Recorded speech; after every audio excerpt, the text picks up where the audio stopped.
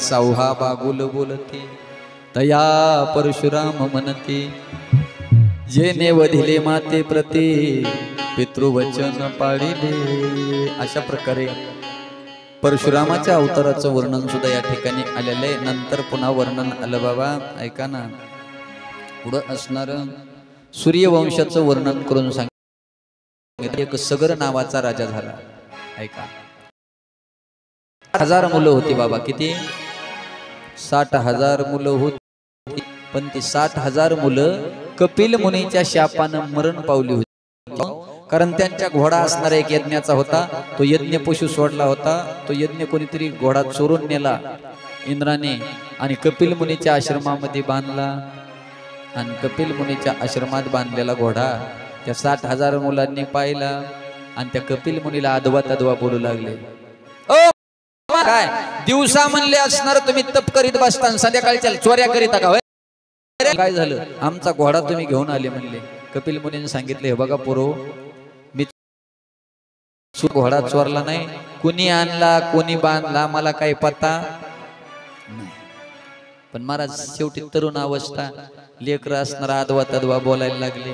हा म्हणले हे बघा घोडा तुम्ही चोरून आणला म्हणून त्याला असणारा ज्या वेळेला अभद्र शब्दाने बोलले त्यावेळेला कपिल मुनीला ते सहन झालं नाही आणि कपिल मुनीने शाप दिला, जल जल खाक हो जा म्हणलं की सगळी जळून राखच झाली। महाराज कोणाची?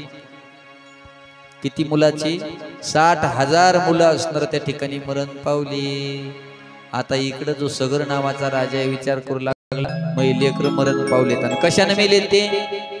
शापानं। शापानं ऐका ना, जर आपल्या कुळामध्ये कोणी शाप घेऊन जर मेलं ऐका नाही, कोणी जर अपघाती मरण पावलं, कोणी आत्महत्या करून मेलं, कोणी जर घशात घास अडकून मेलं ऐका नाही, कोणी ऍक्सिडेंट मध्ये गेलं, अशा अनेक प्रकारची जी जाणारी असतात ना, त्यांच्या आत्म्याला तृप्तता मिळत नसते, काय त्यांचा उद्धार होत नसतो, त्यांना पुढारी गमन मिळत नसते। कुठं जायला?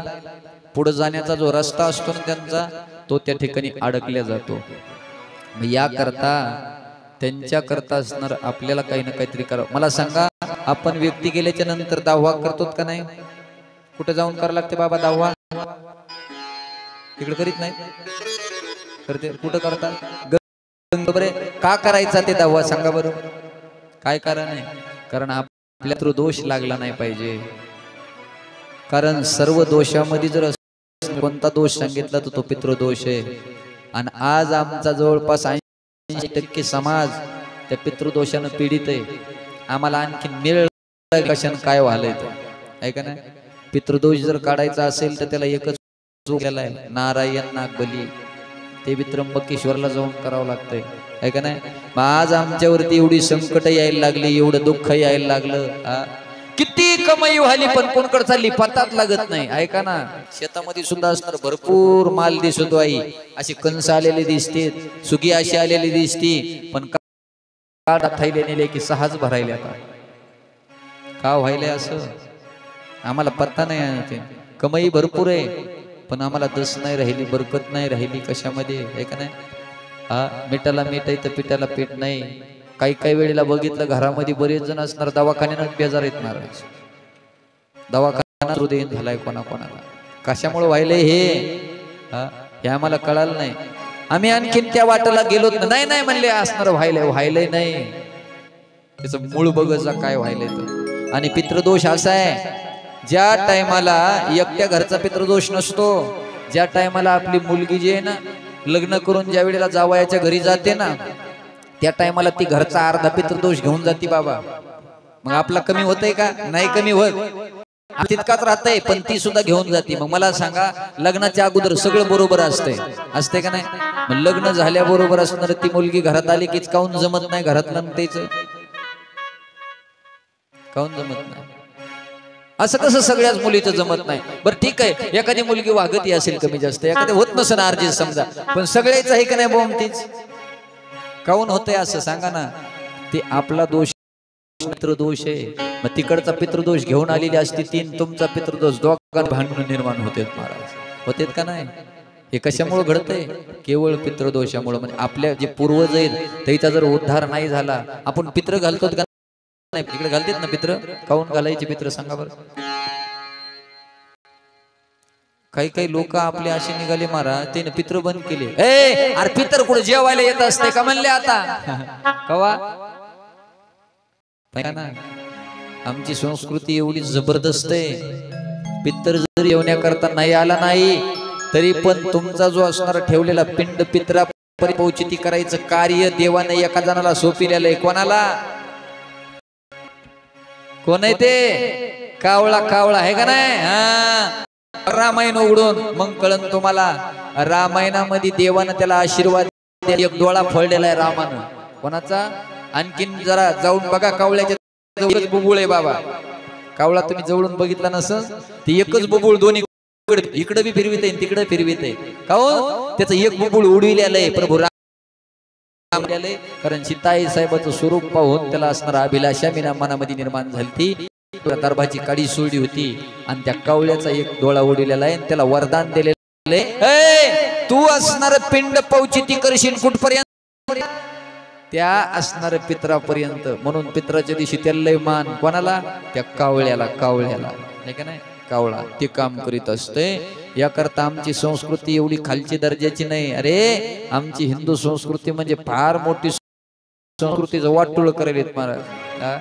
बघा ना, लोक पंक्ती धरून जेवत होते. लग्नात कोण नियम काढला म्हणले जेवायचं.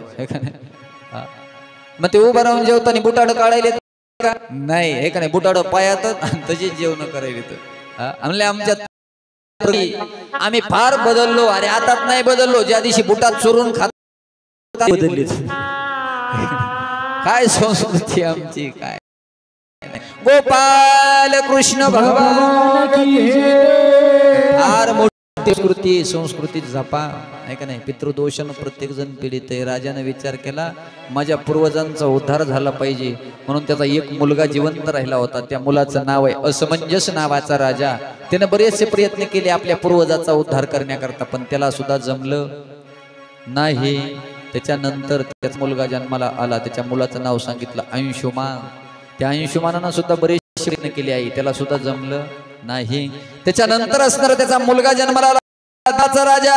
त्याने सुद्धा प्रयत्न केले, त्याला सुद्धा जमलं नाही. मग त्याचा दुसरा मुलगा मला आला. त्याचं नाव सांगितलं भगीरथ नावाचा राजा. आणि त्या भगीरथानं महाराज अनुष्ठान मांडलं. कोणाकरता? ती गंगा जी आहे ना, तर ही गंगा, ही गोदावरी गंगा आणि ती भगीरथी गंगा, ही पहिली कुठं होती?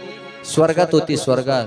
त्यावेळेला भगीरथानं त्या गंगेची आराधना केली आणि त्या गंगेची विनंती केली, हे गंगा माते खाली स्वर्गामध्ये खाली मृत्यू लोकामध्ये ये. ती म्हणली येते ना मी, पण आल्या त्यावेळेला स्वर्गातून खाली येईन ना, माझा ओघ एवढा भारी आहे, माझी स्पीड एवढी भारी आहे, मी सरळ येईन आणि तशीच रसातळाला निघून जाईन. मग माझा ओघ सांभाळण्याकरता कोणाला तरी सांगा.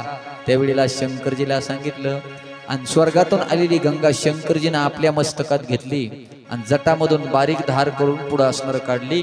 पुढं भगीरथ गेला आणि ज्या ठिकाणी आपल्या पूर्वजांचा राखचा ढिगल पडलेला होता नाही, त्या ठिकाणी बसलेला आहे. त्या ठिकाणी ते पाणी गेलं गंगेचं आणि त्या पूर्वजांचा म्हणजे 60,000 मुलांचा काय केला?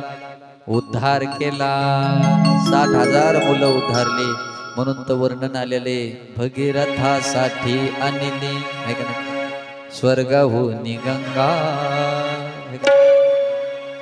मौन का धरिले देवा सांग पांडुरंगा.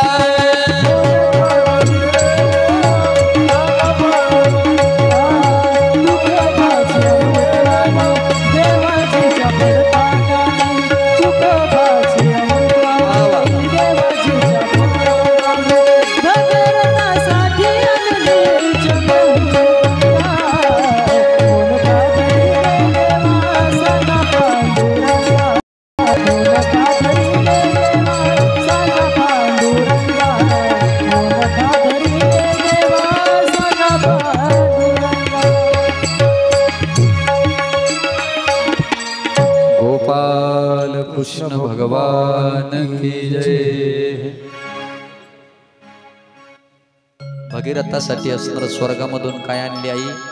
गंगा आणली. गंगा बघा. आणि आपल्या मुलांचा सर्व उद्धार करून टाकला. नंतर ते पुढं त्यांच्याच वंशामध्ये एक खटवांग नावाचा राजा झाला. त्या खटवांग राजाला किती वेळ होता महाराज? एक तास उरला खटवांगरायासे, हे का नाही, आणि भाग्यदशा कैसे प्राप्त झाली. त्या खटवांगाचा मुलगा असणारा सांगितला दीर्घबाहू, दीर्घबाहूचा रघुचा अज राजा आणि अज राजाचा दशरथ राजा. ऐका, हा दशरथ राजा जो आहे ना, या दशरथ राजाला 3 पत्न्या होत्या. किती पत्न्या होत्या? 3. कोणत्या कोणत्या? एक कौशल्या, दुसरी सुमित्रा आणि तिसरी कैकेयी. या तिघी महाराज. हा उतारत वय झालं तरी सुद्धा असणार पुत्र संतान राजा नव्हतं, हे का नाही. राजाने विचार केला, काय केला मुलगा होईल सांगा ना. याकरता असणार पुत्र कामेष्टी करायचा यज्ञ सांगितला आणि त्याला सांगितलं होतं, राजा 3 श्वापदाची शिकार करून आण म्हणून करण्याकरता राजा गेला होता.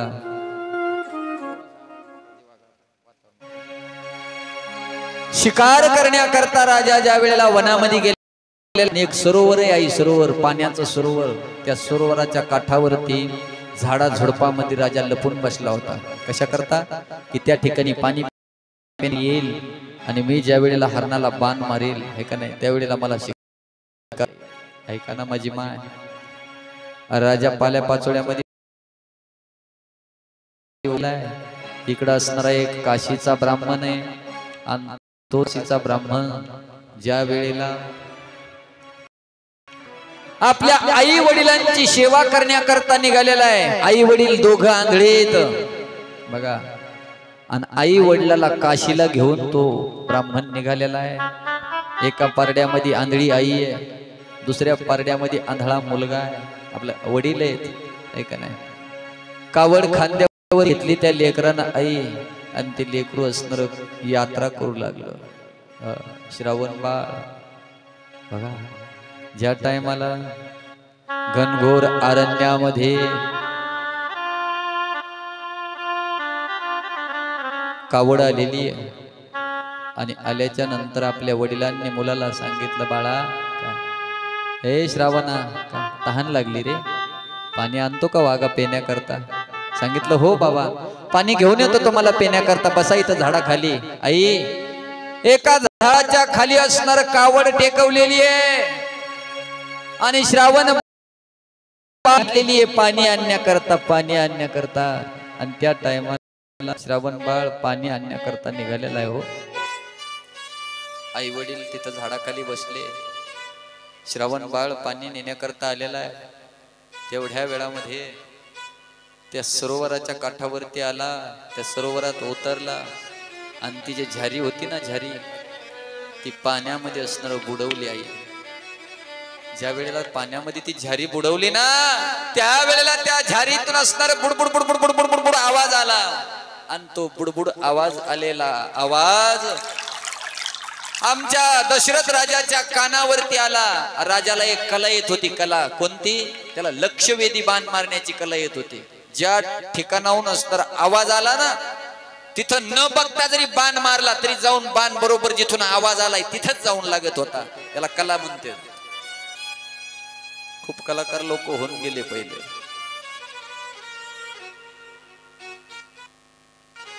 ज्या वेळेला बाण असणार सरळ सोळा आवाज आलता ना, ज्या वेळेला आवाज कानावरती आला ना, हातातून बाण सुटला, सरळ बाण गेलेला आहे. आणि ज्या ठिकाणाहून आवाज आला त्या ठिकाणी असणारा आमचा श्रावण होता, नीट बाण गेला आणि श्रावणाच्या हृदयामध्ये घुसला. राम शब्द निघाला आणि धाड दिशे असणार शरीर त्या ठिकाणी सोडून गेलं. महाराज कुठं? राजाला कळालं आपल्या हातून काहीतरी हरलेलं आहे. राजाने हातातला बाण फेकून दिला. असणारा राजा धावत धावत ज्या टायमाला ज्या ठिकाणी बाण लागलेला त्या ठिकाणी आला ना, वेळेला त्याला कळालं आपल्या हातून काहीतरी अघटित घडलेलं आहे. त्या श्रावणाच्या जवळ गेला, त्याचं मुंडकं उचललं, आपल्या मध्ये ठेवलेलं आहे. रक्ताच्या थरोळ्यामध्ये पडलेला तो श्रावण बोलू लागला, कोण आहे तुम्ही सांगा ना. सांगितलं, मी अयोध्येचा राजा आहे रे.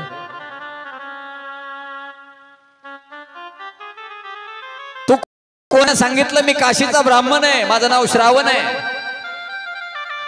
त्यांना तीर्थयात्रा करण्याकरता घेऊन चाललो होतो, जाता जाता असणार तुमचा बाण या ठिकाणी म्हणून पाणी नेण्याकरता आलतो बाबा.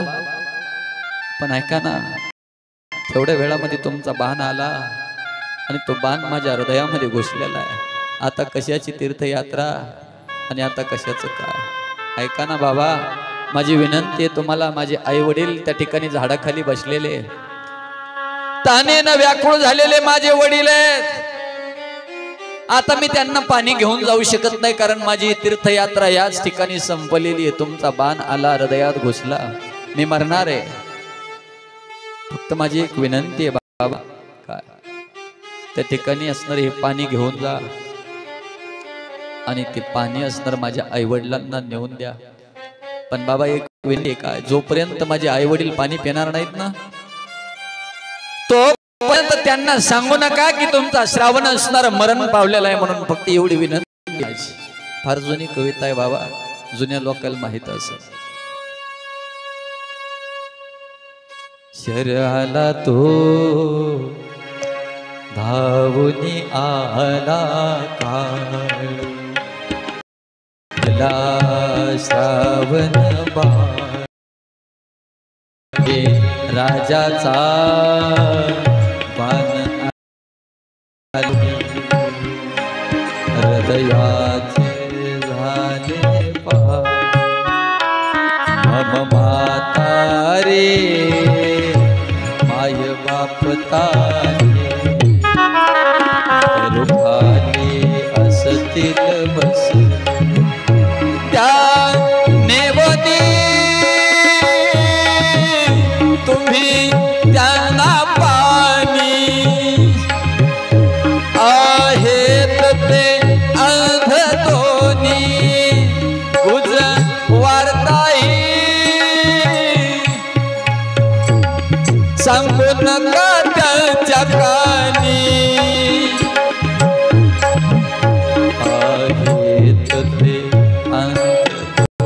बाबा, जोपर्यंत माझे आई वडील पाणी पिणार मला त्यांना सांगू नका तुमचा श्रावण. असं म्हणला श्रावणानं आपला प्राण सोडून दिला. पण इकडली अवस्था बघा, झाडाखाली आई वडील असणार वाट बघत होते. अरे श्रावण खूप वेळ झालं रे गेलेला आहे, आणखीन का आला नसेल. आई म्हणते माझ्या बाळाला वाटोमध्ये काही झालं तर नसेल. अरे जाता जाता असणार एखाद्या श्वापदावर पाय पडला नसेल ना त्याला, एखादा श्वापद तर आला नसेल, सिंह तर आला नसेल, एखादा वाघ तर आला नसेल, माझ्या राजाला असणार काही केलं तर नसेल ना रे. आईचं अंतःकरण आहे. आईच्या पोटात एक एक यायला लागलेलं आहे. वडील हंबरडा फोडतायत, बाळा उगच धाडलं म्हणले पाणी, एवढा वेळ झाला श्रवण आणखीन का आला नाही. ऐका ना, आई असतं दादा मुलावरती, वडिलाचं प्रेम असतं. ऐका नाही, रात्रीची वेळ असावा, मुलगा कुठेतरी गावाला गेलेला असावा आणि त्या मुलाने सांगितले मी 7 वाजेपर्यंत येतो ग. ऐका ना, पण त्याला त्यावेळेला आई फोन करते, बाबा कुठं आला रे पर्यंत. आईला माहित असतं रे होमवर्क खेळून येण्याकरता फक्त 15 मिनिटं लागतात. माझा मुलगा आणखीन 1 तास झाला आला नाही, काही झालं तर नसेल. एक एक पोटात येत असता. कोणाच्या? आईच्या. आईचं अंतःकरण तसं आहे माझी माय. अरे आई आपल्या लेकरावरती किती प्रेम करते हे आई सांगू शकते. बाप आपल्या लेकरावरती किती प्रेम करतो फक्त बाप सांगू शकतो. आईचं प्रेम सर्वांना माहित आहे. आईचं बऱ्याच कवींना वर्णन केलं आहे का नाही. तुमच्या कविता गायल्या, साधू संतांनी सुद्धा असणार वर्णन केलं. पण बाप आमचा थोडा डावलला गेला हो. बापाचं प्रेम आम्हाला कधी कळालं नाही. का कळालं नाही? कारण आईनं भीती निर्माण केली. बाबा आईनं सांगायचं हे बाब्या काय गपची बस, नाही तर मग पप्पा आली की पप्पाला सांगत. त्याला माहिती आहे पप्पा आली की दणकीत देते आहे का नाही. म्हणून त्याला पप्पा विषयी असणार आदर नाही राहिला. आई तुम्ही सुद्धा लेकरावरती खूप जीव लावता, मी नाही म्हणत नाही. तुम्ही खूप असणार प्रेम करता लेकरावरती. पण ऐका ना, बाप सुद्धा कुठं कमी पडला सांगा ना. कुठं कमी पडला रे बाप? काय केलं नाही आमच्या बापानी मुला करता सांगा ना. तुम्ही करता 2 टायमाच्या जेवणाची काळजी करता. आई तुम्ही त्याच्या कपड्याला इस्त्री करून देत असताल, त्याच्या खाण्यापिण्याची असणार सोय करीत असताल, मी नाही म्हणत नाही, पण बाप सुद्धा तेवढंच प्रेम करतो रे जेवढं प्रेम तुम्ही करता, हे का नाही? विचार करा, ज्याच्या जीवनामधला बाप निघून गेला ना त्या व्यक्तीला विचारा कसं जीवन जगलं असेल त्याने. तर एखाद्या घरातला लहान आणि त्याला जीवन जगण्याची वेळ यावा, बिगर बापाचं ज्याने ज्याने जीवन जगलं असेल ना त्या व्यक्तीला विचारा काय असतं. अरे बिगर आईचं जीवन ज्याने जगलं असेल ना त्याला विचारा आईचं प्रेम काय असतं. एखाद्या घरातला जर बाप गेला ना त्या घरातलं सगळं उद्ध्वस्त होतं दादा, हे मी स्वतः अनुभवलेलं आहे. बापाच्या पाठीमागे जीवन जगणं किती वाईट असतं, आईच्या पाठीमागे जीवन जगणं किती वाईट असतं. तुम्ही विचार करा, अरे तुम्हाला असणार माहेरात गेल्याच्या नंतर बाप बोलला ना समाधान वाटतं, आई बोलली ना समाधान वाटतं, पण ज्या घरामध्ये बाप नसेल ना, बघा कोणीतरी वर्णन केलेलं आहे, आई असणार घराचा पाया आहे आणि असणार आई त्याच्यावरती कळस आहे महाराज. बाप स्वाभिमानी बाळा, बाप कनकर कना, त्याच्या हृदयात सुद्धा लाजाळूची सोड, बाप तलवार भेटती मशाल, बाप जागो म्हणून घर झोपते खुश, बाप घराचा तो पाया, कळस त्यावर तो पाया त्या घराला घर पण राहत नाही रे. आज ज्याचे ज्याचे वडील लहानपणी केलेले आहेत ना त्या लेकराला विचारा त्यांनी बाप्पाच्या पाठीमागे जीवन कसं जगलं असेल. जगातली सर्व सुख त्याच्या समोर आणून ठेवा, पण बाप्पाचा हात बाप्पानं प्रेमानं कांसुल्यात मारू दे आई, पण सर दुसऱ्या कोणाच्या प्रेमाला येणार नाही. लक्षात, जीवनभर बाप कष्ट करतो का? अरे मरेपर्यंत माझ्या लेकराला काही कमी नाही पडलं पाहिजे याच्याकरता कमीत असतो तो बाप असतो. जीवनभर कधी त्याच्या डोळ्यात पाणी आलं नाही, ऐका नाही, पण ज्या टायमाला स्वतःची मुलगी आहे ना, राब राब तुम्हाला कष्टानं पैसे करतो, नसतील पैसे तर व्याजानं काढतो, अगदी थाटा माटामध्ये त्या मुलीचं लग्न करून देतो रे. कोण? बाप. जीवनात कधी न खचणारा बाप, कधी त्याच्या डोळे येणारा अश्रू, असा बाप आमचा जीवनात कधी रडला नाही. ज्या टायमाला मुलगी जाते ना त्या टायमाला सुद्धा धीर देतो बाप, आणि ज्या टायमाला मुलगी वाटला होतो आणि घरामध्ये घुसलो आणि उशीमध्ये मुंडक खुपसून असणारा बाप एकटा रडत असतो रे दादा, तोच बाप असतो. बाप साठवतो अश्रू फक्त एका क्षणासाठी, बाप साठवतो अश्रू फक्त एका क्षणासाठी, वाट पाहतो क्षणाची लेक जाताना सासरे, जन्मभराचे रडतो लेक जाताना सासरे. दादा विनंती आहे तुम्हाला, ज्यांचे ज्यांचे आई वडील जिवंत असणार आहे त्यांना विनंती करतो एकच हात जोडून, काय जीवनात कधी आई वडिलांच्या डोळ्यामध्ये पाणी येऊ देऊ नका. आहे तोपर्यंत त्यांच्या प्रेम असणार त्या ठिकाणी मुकू नका. नंतर तुम्ही काय केलं याला अजिबात किंमत नाही, लक्षात. म्हणून ज्यांचे आई वडील आहेत ना ते भाग्यवान आहेत. म्हणून एकच असणार विनंती,